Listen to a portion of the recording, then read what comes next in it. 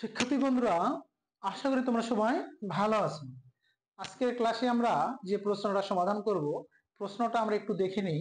দেখো প্রশ্নটা কি দেওয়া আছে, 1ab square plus 2ab square plus 3ab square plus 4ab square plus dot dot dot 20 এর উপর স্কয়ার সমান সমান দেখো প্রশ্নবোধক চিহ্ন আছে।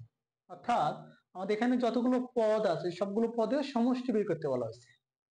এখন আমাদের দেখতে হবে যে 1 2 3 4 এই সংখ্যাগুলো কোন ধরনের সংখ্যা। আমরা জানি 1 2 3 4 5 ডট ডট ডট এই ধরনের সংখ্যাকে আমরা বলি স্বাভাবিক সংখ্যা। এখন দেখো এই যে স্বাভাবিক সংখ্যাগুলো আছে 1 2 3 4 এই যে আমাদের স্বাভাবিক সংখ্যা, এই স্বাভাবিক সংখ্যাগুলোর উপরে কি আছে? দেখো প্রত্যেকটা স্বাভাবিক সংখ্যার উপরে একটা স্কয়ার আছে, তার মানে কি বর্গ। তাহলে স্বাভাবিক সংখ্যা বর্গের সমষ্টি করতে বলা হয়েছে। তাহলে আমাদের এখানে মোট 20টি পদ আছে।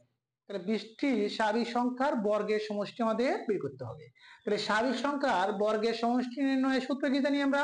স্বাভাবিক সংখ্যার বর্গের সমষ্টি নির্ণয়ের সূত্র জানি n into n plus 1 into 2n plus 1 by 6।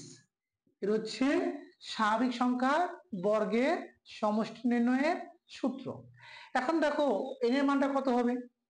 আমাদের মোট মোট পদ মোট এখানে মোট পদ কয়টি আছে?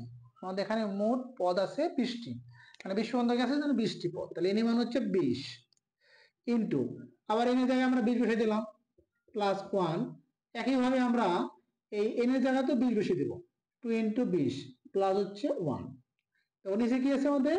নিচে আছে 6 থেকে দেব সমান সমান 20 ইন্টু 20 আর 1 যদি যোগ করি আমরা কত পাবো?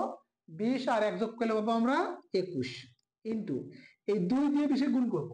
তাহলে 2 দিয়ে যদি 20 গুণ করি, 2 20 কত হয়? 2 20 হয় 40। তখন 40 এর সাথে আমরা কি করব? 40 এর সাথে আমরা 1 যোগ করব। তাহলে 40 আর 1 যোগ করলে হয় 41। নিচে আছে আমাদের 6। এবার আমরা কাটাকাটি করব।